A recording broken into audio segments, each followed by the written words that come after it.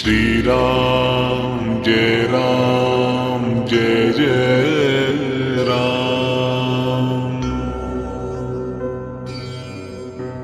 श्री राम जय जय राम।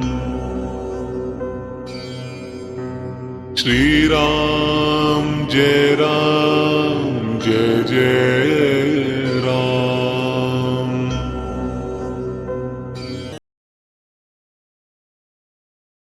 पंचषष्टितमः सर्गः।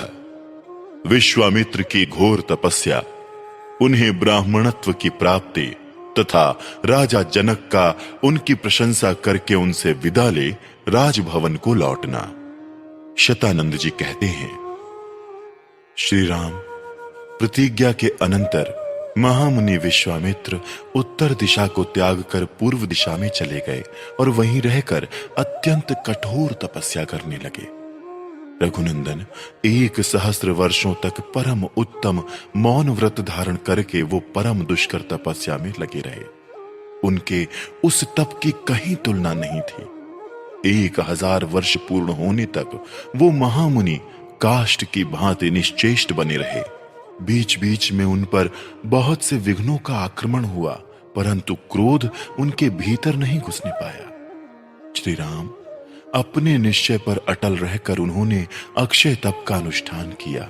उनका 1,000 वर्षों का व्रत पूर्ण होने पर वो महान व्रतधारी महर्षि व्रत समाप्त करके अन्न ग्रहण करने को उद्यत हुए। रघुकुल नंदन, इसी समय इंद्र ने ब्राह्मण के वेश में आकर उनसे तैयार अन्न की याचना की। तब उन्होंने वो सारा तैयार किया हुआ भोजन उस ब्राह्मण को देने का निश्चय करके दे डाला। उस अन्न में से कुछ भी शेष नहीं बचा, इसलिए वो महातपस्वी भगवान विश्वामित्र बिना खाए पिए ही रह गए। फिर भी उन्होंने उस ब्राह्मण से कुछ कहा नहीं, अपने मौन व्रत का यथार्थ रूप से पालन किया। इसके बाद पहले की ही भांति श्वासोच्छ्वास से रहित मौन व्रत का अनुष्ठान आरंभ किया। पूरे 1,000 वर्षों तक उन मुनि श्रेष्ठ ने सांस तक नहीं ली। इस तरह सांस न लेने के कारण उनके मस्तक से धुआं उठने लगा। उससे तीनों लोकों के प्राणी घबरा उठे, सभी संतप्त से होने लगे। उस समय देवता, ऋषि, गंधर्व, नाग, सर्प और राक्षस सब मुनि की तपस्या से मोहित हो गए। उनके तेज से सबकी कांति फीकी पड़ गई।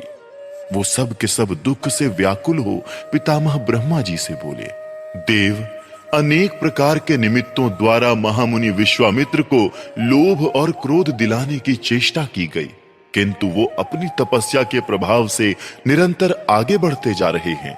हमें उनमें कोई छोटा सा भी दोष नहीं दिखाई देता।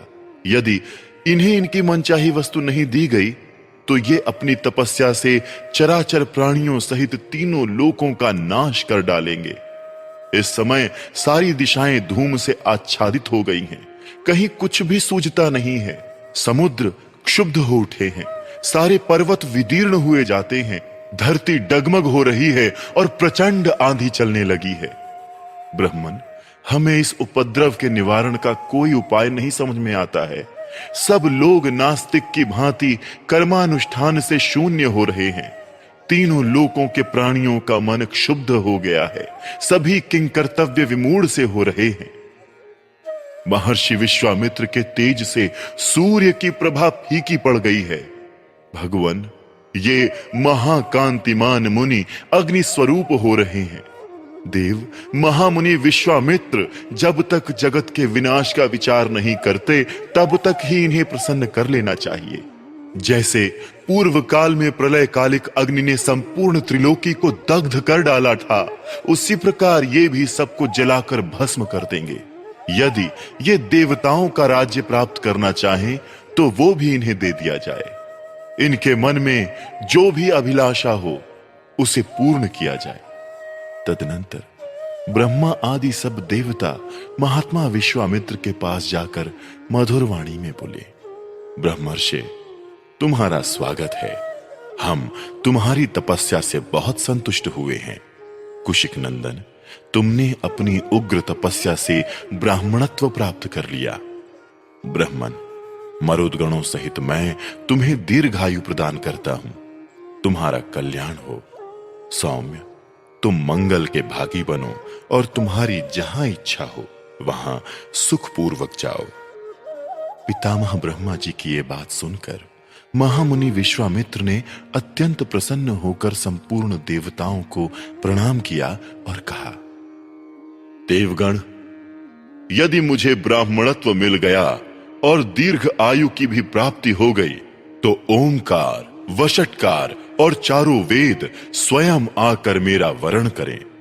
इसके सिवा जो क्षत्रिय वेद तथा ब्रह्म वेद के ज्ञाताओं में भी सबसे श्रेष्ठ हैं, वो ब्रह्मपुत्र वशिष्ठ स्वयं आकर मुझसे ऐसा कहें कि तुम ब्राह्मण हो गए। यदि ऐसा हो जाए तो मैं समझूंगा कि मेरा उत्तम मनोरथ पूर्ण हो गया। उस अवस्था में आप सभी श्रेष्ठ देवगण यहां से जा सकते हैं। तब देवताओं ने मंत्र जप करने वालों में श्रेष्ठ वशिष्ठ मुनि को प्रसन्न किया। इसके बाद ब्रह्मर्षि वशिष्ठ ने एवमस्तु कहकर विश्वामित्र का ब्रह्मर्षि होना स्वीकार कर लिया और उनके साथ मित्रता स्थापित कर ली। मुने, तुम ब्रह्मर्षि हो गए, इसमें संदेह नहीं है। तुम्हारा सब ब्राह्मणोचित संस्कार संपन्न हो गया।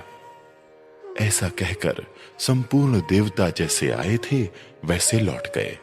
इस प्रकार उत्तम ब्राह्मणत्व प्राप्त करके धर्मात्मा विश्वामित्र जी ने भी मंत्र जप करने वालों में श्रेष्ठ ब्रह्मर्षि वशिष्ठ का पूजन किया।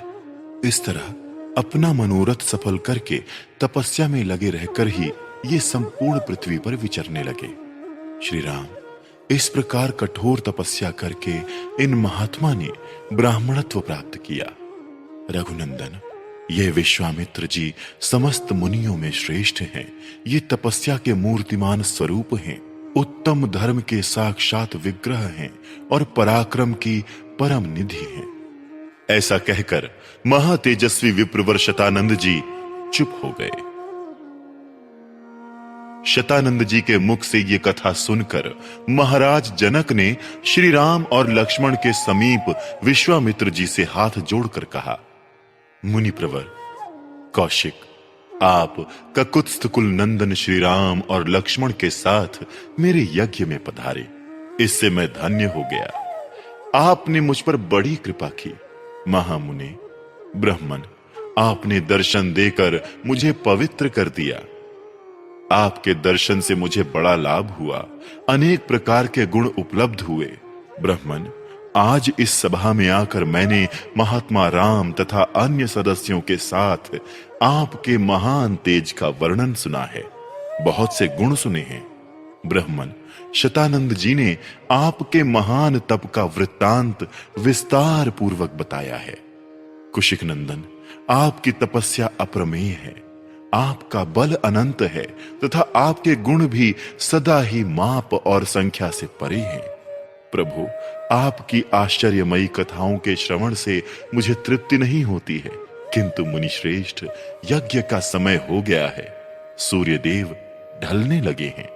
जप करने वालों में श्रेष्ठ महातेजस्वी मुने, आपका स्वागत है। कल प्रातः काल फिर मुझे दर्शन दें। इस समय मुझे जाने की आज्ञा प्रदान करें। राजा के ऐसा कहने पर मुनिवर विश्वामित्र जी मन ही मन बड़े प्रसन्न हुए।